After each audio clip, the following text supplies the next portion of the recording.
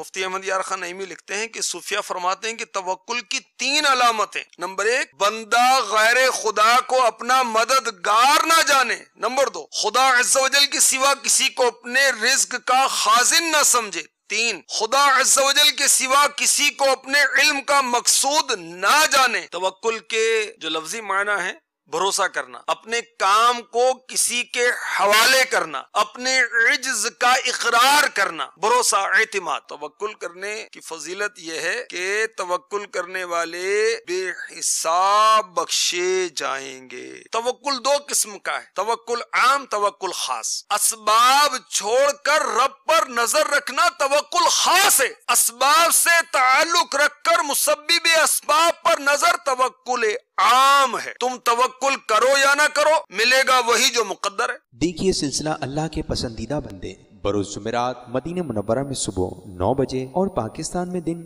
11 بجے مدنی چینل پر. صلو علی الحبیب صلی اللہ تعالی علی محمد. مجھے اپنی اور ساری دنیا کے لوگوں کی اصلاح کی کوشش کرنی ہے انشاءاللہ.